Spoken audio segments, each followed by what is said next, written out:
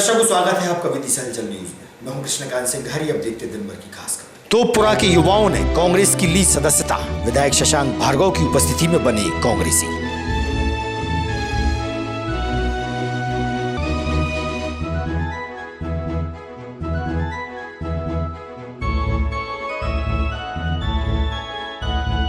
विगत कई दिनों से हड़ताल पर आशा ऊषा और सहयोगी कार्यकर्ताओं की मांगों की नहीं हो रही सुनवाई। धरना स्थल पर पहुंचे कांग्रेसी विधायक।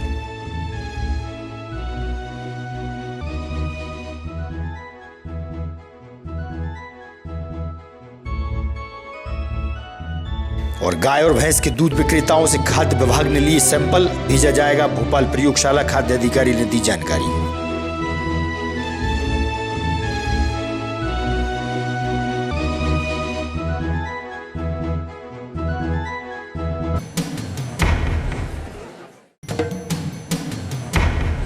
अब खबर विस्तार से। विदिशा विधायक शशांक भार्गव की उपस्थिति में तोपुरा निवासी सुमित यादव के साथ बड़ी संख्या में युवाओं ने आज कांग्रेस की सदस्यता ली और कांग्रेस को सिद्धांतों वाली पार्टी बताया गया।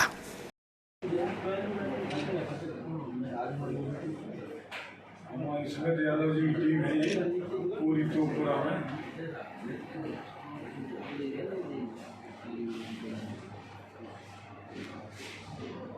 और कुछ लोगों ने सदस्यता ग्रहण की युवाओं में आज कांग्रेस की रीति नीति से प्रेरित होकर हमारे युवा साथी सुमित यादव जी, ऋतिक यादव जी और इनकी पूरी टीम ने कांग्रेस पार्टी ज्वाइन की है। मैं इन सबका बहुत बहुत स्वागत बंदन अभिनंदन करता हूं और ये आगे कांग्रेस पार्टी काम करके कांग्रेस पार्टी की सरकार भी बनाएंगे मध्य प्रदेश में और देश में भी सरकार बनाएंगे, ऐसा इन लोगों ने प्रण लिया। जी, आज किसके नेतृत्व में आपने कांग्रेस ज्वाइन की है? हमारे सुमित यादव जी की। तो कांग्रेस पार्टी के सिद्धांत कैसे हैं आपको बताएं? अच्छे हम इसलिए ज्वाइन किए कि हमें भाजपा पसंद है। लाडली बहना योजना के अंतर्गत आज से वार्ड क्रमांक 28 में केवाईसी कार्य प्रारंभ हुआ। इस अवसर पर नगर पालिका की टीम सहित शिक्षा विभाग के मास्टर ट्रेनर व पार्षद आयुषी अग्रवाल उपस्थित रही।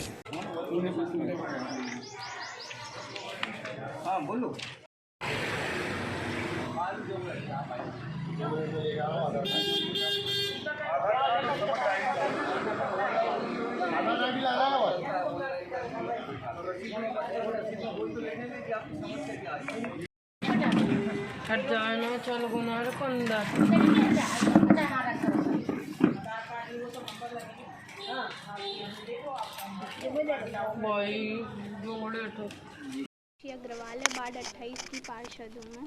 जी, यहाँ पर क्या कार्य चल रहा है? यहाँ पे लाडली बहन योजना के फॉर्म फिल करे जा रहे हैं। किसी को भी प्रॉब्लम होगी महिलाओं को तो वहाँ पे सॉल्व किया जा रहा है। आपके साथ कौन कौन इस टीम में काम कर रहा है? मेरे साथ यहाँ पे नगर पालिका के अधिकारी भी हैं और BLO भी हैं।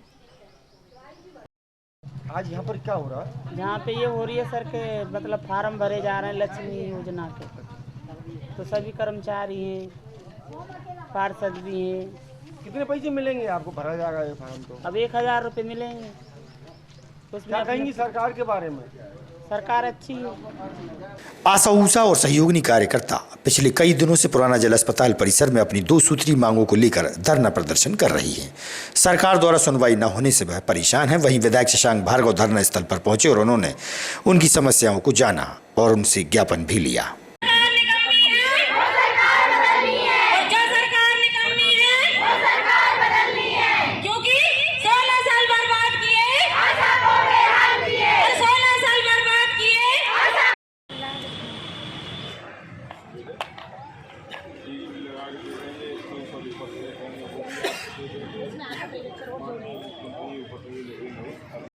मैं मध्य प्रदेश शासन श्रमिक संघ की जिलाध्यक्ष।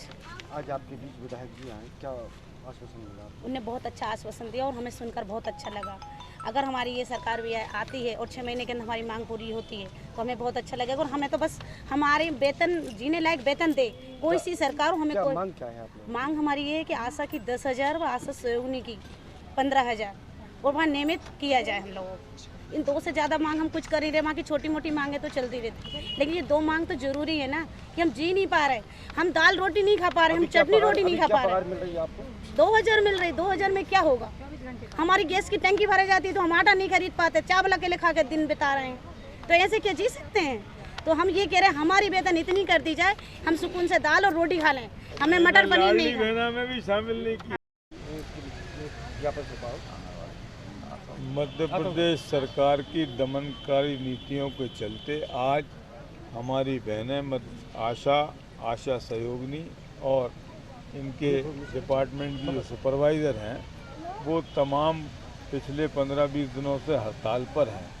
कारण उसका ये है कि तनख्वाह तो देती है इन्हें सरकार मात्र 2000 रुपये और डिलीवरी वगैरह का इंसेंटिव जो 10-20-50 रुपये मिलता है वो इनको मिलता है, जिससे कि इनके परिवार का भरण पोषण भी नहीं होता। मानवीय आधार पर भी देखा जाए कि अगर कोई भी कर्मचारी है, चाहे वो सरकारी सेवा में हो और सरकारी सेवा में हो, प्राइवेट नौकरी में हो, तो कलेक्टर रेट अप्लाई होता है और कलेक्टर रेट भी शायद मैं समझता हूँ 10-1 हज़ार रुपये महीने है आज। वो पैसा भी इनका हमारी बहनों को नहीं मिल रहा है। एक तरफ मामा जी, कहीं लाडली बहना कहते हैं, कहीं भांजी कहते हैं, कहीं जीजा कहते हैं, लेकिन सबको परेशान कर रखा है। जो व्यक्ति अपने गाल बजाने के लिए और अपनी आँखों की प्यास बुझाने के लिए इवेंट मैनेजमेंट करके आदिवासियों की 1-1 हज़ार बसें इकट्ठी करके करोड़ों रुपया मध्य प्रदेश की सरकार का, जनता की गाड़ी कमाई का बर्बाद कर रहे हैं, वो अगर हमारी इन बहनों की तनख्वाह के रूप में बदल दिया जाए तो इनका जीवन सुधर जाएगा। खाने के लिए, जीने के लिए इनको ऑक्सीजन मिल जाएगी, लेकिन ये भी नहीं कर रही। ये लोग पिछले 15-20 दिन से हड़ताल पे हैं, लेकिन आज तक कोई भी अधिकारी कर्मचारी इनकी सुध लेने नहीं आया। कल मेरे पास माननीय कमलनाथ जी का टेलीफोन आया कि विदिशा में ऐसे ऐसे हमारी बहनें बैठी हुई हैं, उनको जाके आश्वस्त किया जाए कि इस साल जो वचन पत्र बन रहा है 2023 के चुनाव का कांग्रेस पार्टी का, उसमें इनकी वेतन की मांग तो हमने सम्मिलित कर ली है और भी ज्ञापन में जो बातें हैं वो जो जायज़ मांगे हैं उनको सम्मिलित करके अगर मध्य प्रदेश में 2023 में सरकार बनती है तो बनने के 6 महीने के अंदर ये सब सेवाएं। जिला खाद्य एवं सुरक्षा अधिकारी द्वारा उनकी टीम ने शहर में बेची जा रहे गाय व भैंस के दूध के सैंपल लिए। दूध को जांच के लिए भोपाल की प्रयोगशाला में भेजा गया। खाद्य एवं सुरक्षा अधिकारी एडलिन पन्ना ने दी जानकारी।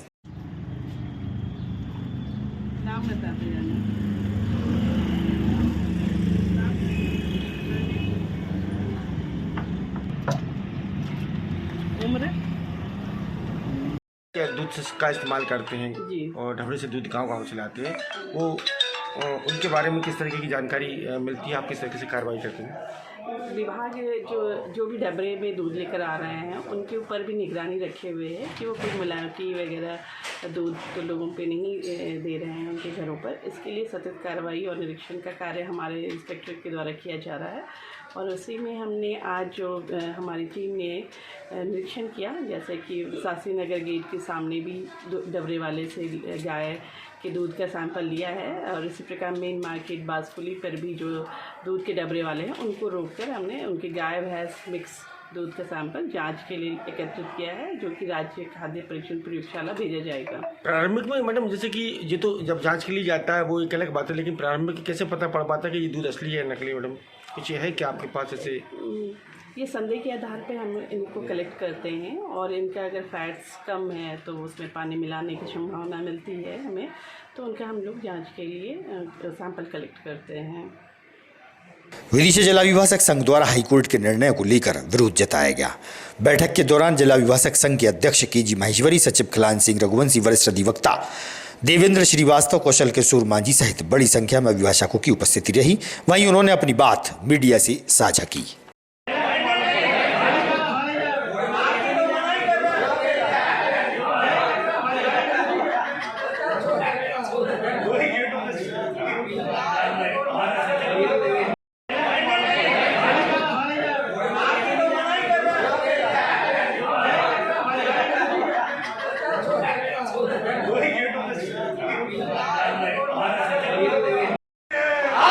जिला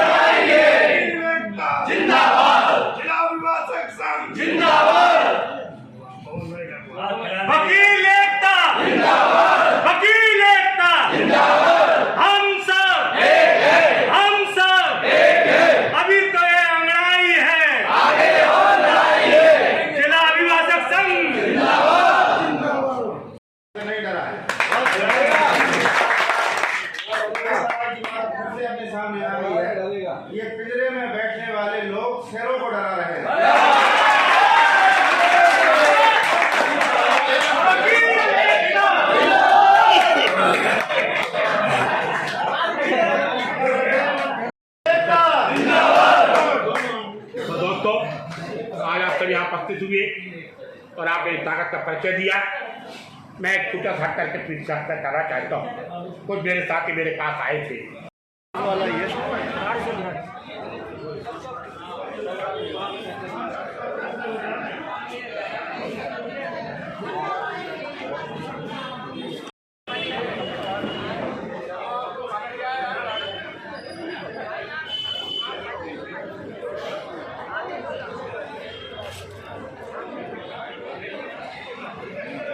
वकालत के पैसे की लड़ाई नहीं है, ये उन गरीबों की और दुखी लोगों की, इंसानों की लड़ाई है जो न्यायालय में आते हैं। सस्ता न्याय की तो बात की जाती है दिलाने की, लेकिन जब रोज़ की पेशियाँ लगाएंगे तो सस्ता न्याय नहीं मिलेगा, तो महंगा न्याय हो जाएगा। गवाहों को 4-4 दिन को लेकर के आता है, पेशी नहीं होती है, लौट के जाता है, प्रत्येक दिन में आकर के यहाँ खड़ा होगा, ना ठहरने की व्यवस्था होती है, ना खाने की व्यवस्था होती है, तो उसके साथ अन्याय हो रहा है। एक दूसरे, जल्दबाजी में कोई न्याय नहीं होता है, जल्दबाजी से लोगों को अनर्थ होता है, और इन सब को रोकने की जवाबदारी हमारे ऊपर इसलिए आई है कि हम उनकी न्याय की लड़ाई लड़ते हैं, केवल पैसे की लड़ाई नहीं लड़ते। लोग समझते हैं हम पैसेदार नहीं है, केवल हम लोगों को न्याय लाने के लिए पूरी प्रयास करते हैं, और ये त्रुटि हमारी नहीं है।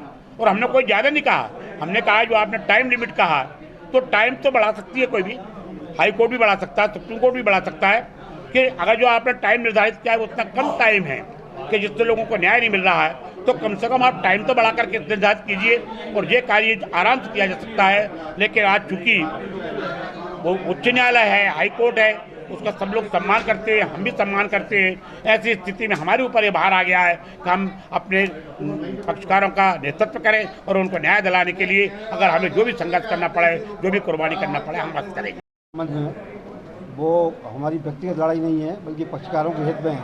और जो 5-5 साल पुराने केस पेंडिंग हो जाते हैं, इसके लिए जिम्मेदार कौन है? इस पर हाईकोर्ट विचार नहीं करता।